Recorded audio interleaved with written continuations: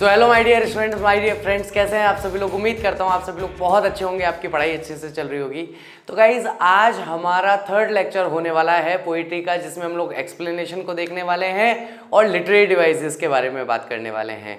तो कई स्टूडेंट जो हैं कई बार कहते रहते हैं, बोले कि सर हमारे है ना स्टेंजा दे करके उनमें से क्वेश्चन पूछ लिया जाता है। अरे भैया, अगर स्टेंजा पूरा अच्छे से समझ में आ गया, स्टेंजा को एक्सप्लेन करना आ गया, तो क्या उससे पूछे हुए क्वेश्चन का आंसर नहीं दे पाओगे?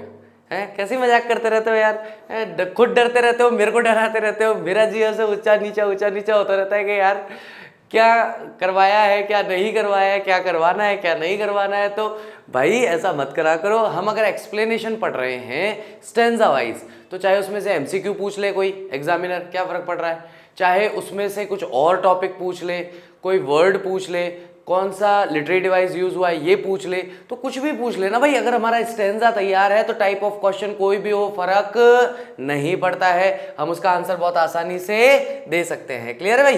तो चलिए शुरू करते हैं स्टेंजा वाइज आज हमारा एक्सप्लेनेशन देखते हैं। तो गाइस फर्स्ट स्टेंजा में यहाँ देखने को मिलता है, फर्स्ट स्टेंजा में क्या है, द कार्डबोर्ड से लेकर के और सो तक का स्टेंजा हम लोग देखने वाले हैं। रेफरेंस का मतलब ये कविता कहाँ से ली गई है या ये पंक्तियां कहाँ से ली गई है, इसके बारे में हम बताते हैं। ये लाइंस जो हैं, these lines have been taken, इन्हें लिया गया है अ फोटोग्राफ नाम की कविता से, जिसकी रचयिता कौन है? शर्ली टॉल्सन इसकी रचयिता है।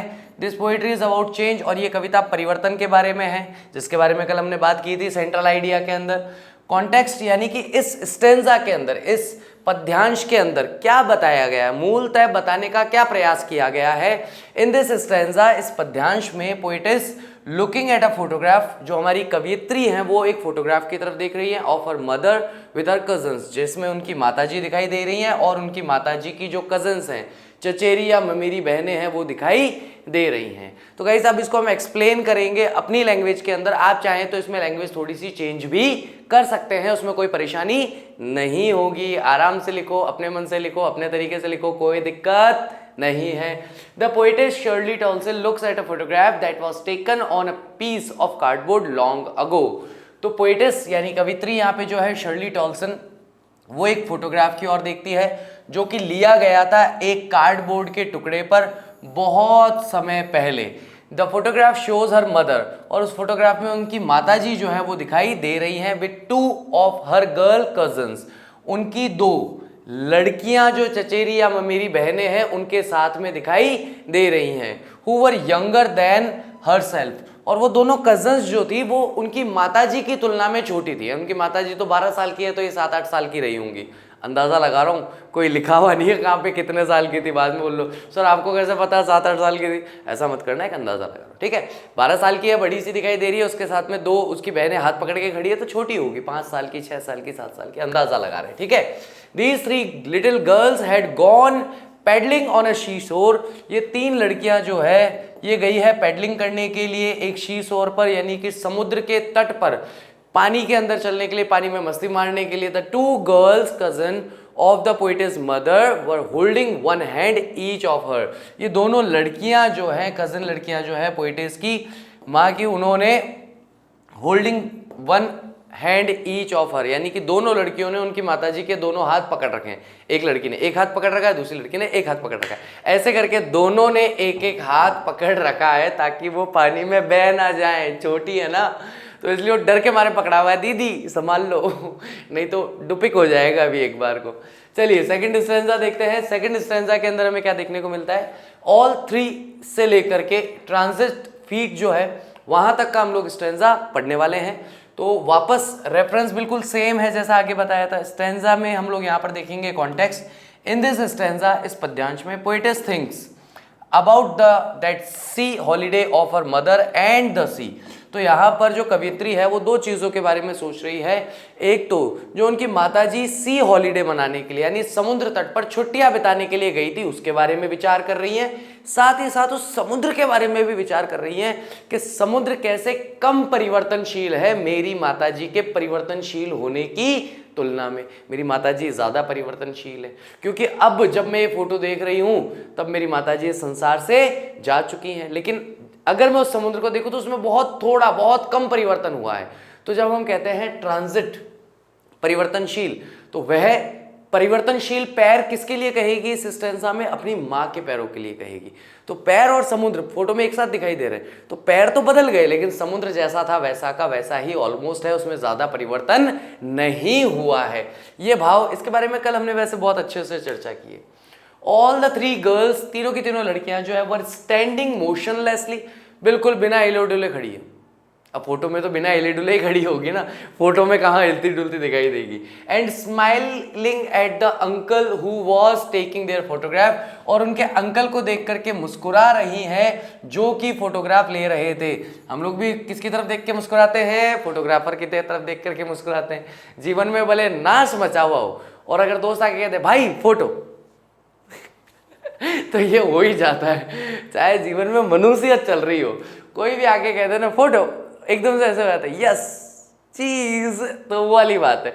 तो वहां पर ये दोनों की तीनों कजन्स जो हैं ये अपने अंकल की ओर देख रही हैं जो कि उनकी फोटो खींच रहे हैं और उनकी तरफ देख करके मुस्कुरा रही है ताकि फोटो सुंदर आए। दे वर स्माइलिंग थ्रू देयर हेयर्स, और वे अपने बालों में से मुस्कुरा रही थी। कल भी बताया था, समुद्र तट है, खड़े हैं, तेज हवा चल रही है, लड़कियों के बाल लंबे होते हैं तो उड़ करके उनके चेहरे पे आ जाते हैं। वो अपने बालों को हटा नहीं रही है उनकी माँ। क्यों नहीं हटा रही है?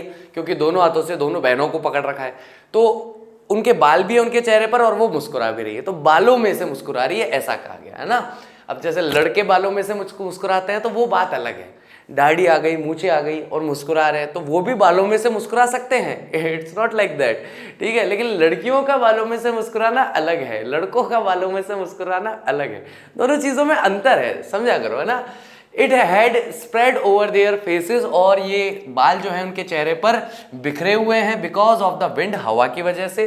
The photograph showed that her mother had a beautiful face, और फोटोग्राफ ये दर्शाता है कि उनकी माँ का बहुत ही सुंदर चेहरा था, बहुत ही सुंदर प्यारी सी वो उस फोटो में दिख रही थी। But it was of a time before she, लेकिन ये उस समय की बात है जब वह यानी कि पोएटेस जो है वॉज बॉर्न, यानी कि उसका जन्म हुआ था। अब उनकी माताजी खुद ही 12 साल की हैं, तो डेफिनेटली पोएटेस के जन्म से, यानी कवित्री जो है हमारी शर्ली जो है उनके जन्म से पहले की बात है। The sea was washing the girls feet, और समुद्र का पानी जो है वह लड़कियों का पैर धोता हुआ नजर आ रहा है। Which had undergone a terrible change, और वे पैर, कई बार बच्चे विच को समुद्र समझ लेते हैं, विच समुद्र के लिए नहीं है, फीट के लिए है, और उनके पैर जो हैं वो बहुत ही भयानक परिवर्तन से गुजरे हैं। अंडरगॉन का मतलब है गुजर चुके हैं। किससे गुजर चुके हैं? तो भैया बहुत भयानक, खतरनाक, बुरे तरीके के परिवर्तन से गुजर चुके हैं, यानी कि किशोरावस्था से युवावस्था को प्राप्त हुए, फिर वृद्धावस्था को प्राप्त हुए, और फिर हमारे यहाँ कह सकते हैं अग्नि को प्राप्त हुए, या वहाँ पर कह सकते हैं कि भूमि को प्राप्त हुए अगर आप क्रिश्चियन समुदाय की बात करेंगे तो। बट ऑन द कॉन्ट्रेरी, लेकिन इसके विपरीत हम लोग देखते हैं the sea itself had changed little, तो समुद्र जो है वो बहुत थोड़ा सा बदला, और वो जो पैर हैं वो तो पूरे ही बदल गए, वो तो बच्चे ही नहीं, खत्म ही हो गए। The poetess means to say that human life is short lived, और यहाँ पर कवित्री ये कहना चाहती है कि इंसानों का जीवन जो है वो कम समय का जीवन है, कम समय के लिए हम लोग पृथ्वी पर आते हैं। जियोलॉजिकल क्लॉक कहते हैं हम लोग, जब से पृथ्वी बनी है, बनने से फिर मानव सभ्यता आई, उससे पहले डायनासोर्स आए हैं, मैमथ्स आए, उसके बाद में फिर स्तनधारी जीव आए, फिर मनुष्य आए, तो बहुत लंबा मामला है। उसमें मनुष्य जीवन का समय देखो क्षण मात्र का, इसलिए क्या कहा जाता है क्षण भंगुर जीवन, ऐसा जीवन जो क्षण मात्र में समाप्त हो जाए। अब पृथ्वी की आयु इतनी बड़ी है, इतनी ज्यादा आयु है कि हमारा जीवन तो पृथ्वी की आयु के सामने क्षण मात्र का है। तो क्षण भंगुर जीवन जो है, शॉर्ट लाइव्ड जो लाइफ है लोगों की, एंड चेंजेबल, और हमारा जीवन परिवर्तित भी होता रहता है। वेयर एज वहीं पर द सी समुद्र जो है, एंड द अदर ऑब्जेक्ट्स, और दूसरी वस्तुएं जो है जो नेचर से संबंधित है, प्रकृति की हैं, आर अनचेंजेबल, उनमें परिवर्तन नहीं होता है या वे अपरिवर्तनशील होती हैं। सम से लेकर के ऑफ लॉस तक का स्टेंजा हम लोग यहाँ देखने वाले हैं, और मैं स्टार्टिंग में बताना भूल गया, अब मैं बता देता हूँ। देखो भाई, गलती करके गलती स्वीकार कर लेना भी ठीक होता है मेरे हिसाब से। तो वही बच्चा सबसे अच्छे से समझ पाएगा जो इसे बुक लेकर के बैठ के समझेगा। जिसके हाथ में बुक नहीं है, मैं 1 मिनट के लिए ऐसा मानूंगा कि वो टाइम पास कर रहा है केवल। जो सीरियस है वो बुक लेगा, जहाँ जहाँ जो जो स्टेंजा आ रहा है उसका क्या क्या एक्सप्लेनेशन बन रहा है साथ के साथ में देखेगा, और उसी को अच्छी तरीके से क्लैरिटी मिलेगी कि ये टॉपिक कहना क्या चाहता है या एक्सप्लेनेशन कैसे किया जाता है। रेफरेंस बिल्कुल सेम है, वर्ड टू वर्ड, कोई इसमें डिफरेंस नहीं है। इन दिस स्टैंजा, इस स्टैंजा में द पोएटिस रिकॉल्स, रिकॉल्स का मतलब पुनः याद करना, याद कर रही है पुरानी बातों को, मेमोरीज को।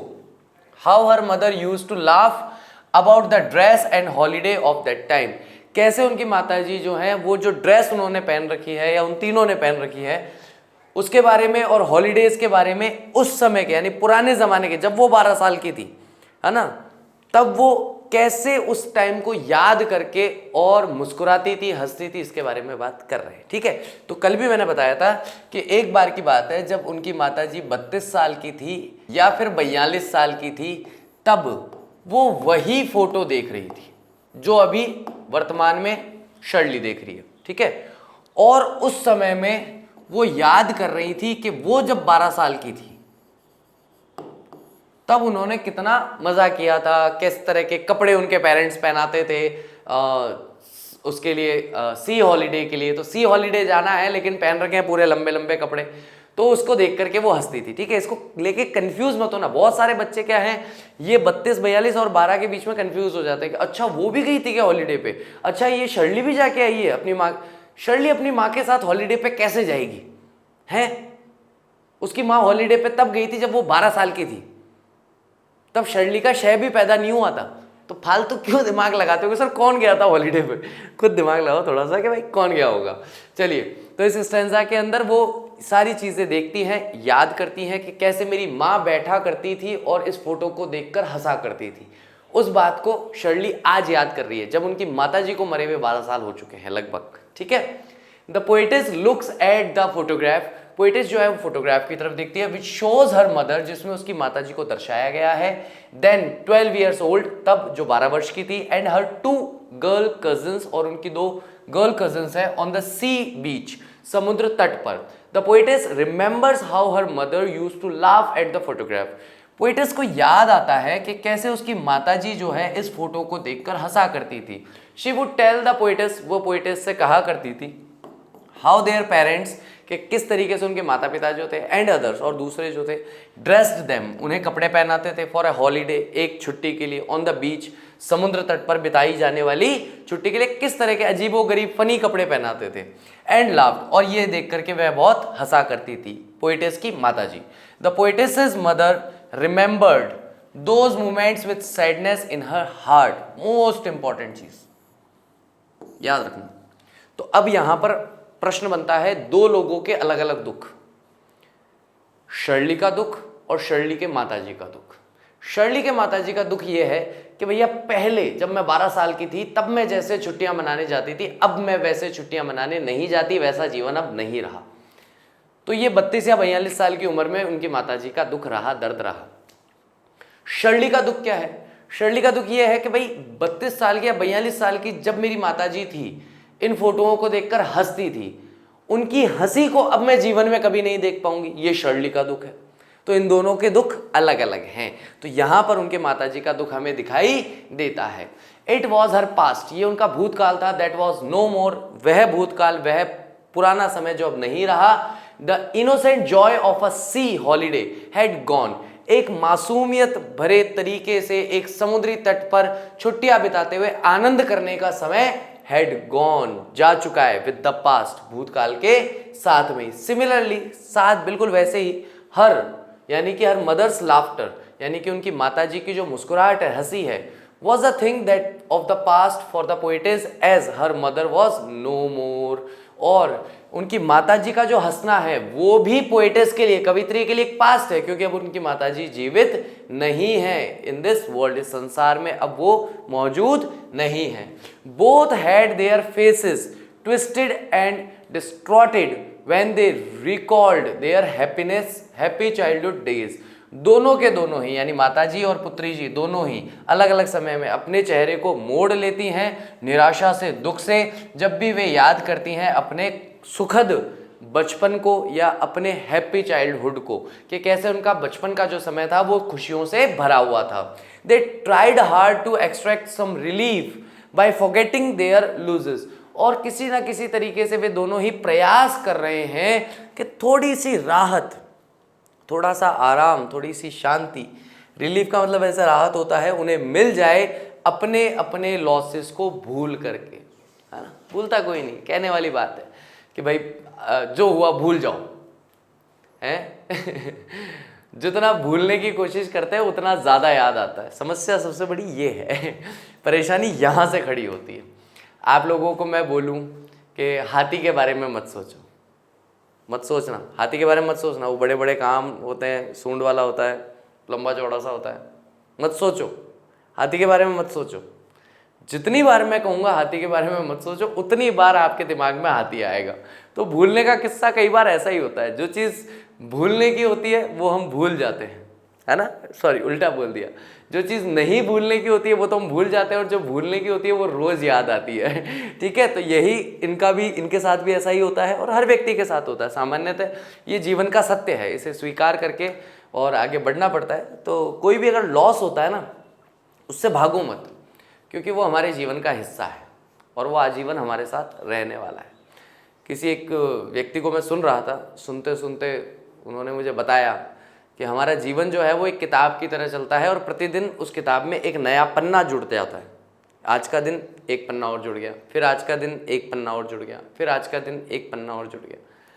अब उसमें आप पन्ने जोड़ सकते हो, लेकिन जो पन्ने जुड़ गए उन पन्नों को आप उसमें से हटा नहीं सकते। वो पन्ने वहीं रहने वाले हैं, वो उस किताब का अभिन्न अंग हैं। आप ऐसा नहीं कर सकते कि 50 दिन पीछे चले गए और 50 दिन पहले जो दुख आपको मिला उसका पन्ना लिया, फाड़ा और फेंका, चलो भाई काम खत्म, हटाओ। वो पॉसिबल नहीं है। हाँ, समय के साथ हम उस दुख के साथ रहना या जीना सीख जाते हैं कि चलो जो है सो है, उसको बदल तो सकते नहीं, लेकिन आगे जीवन तो जीना पड़ेगा, वो चीज़ है। नाउ से लेकर के साइलेंसिस तक का हम लोग देख रहे हैं, रेफरेंस बिल्कुल as it is same to same है। In this stanza the poetess misses her mother, poetess जो है कवित्री, जो अपनी माँ को याद करती है, एंड हर ग्रीफ, और उसका दुख जो है वो उसे साइलेंट कर देता है, वह उसे बिल्कुल शांत कर देता है, वो बिल्कुल चुप हो जाती है। ठीक है, आसपास के माहौल में जो सन्नाटा है, शांति नहीं, जो सन्नाटा है, एक दुख देने वाला या खालीपन को दर्शाने वाला, खालीपन का एहसास कराने वाला जो शांति है या सन्नाटा है, वो उसे चुप करा देता है, क्योंकि उसके पास कोई शब्द नहीं है, कोई माध्यम नहीं है, कोई भाषा नहीं है जिससे वो बता सके कि वो कितना ज़्यादा दुख महसूस करती है इस बात को लेके कि उनकी माताजी अब उसके साथ नहीं रही।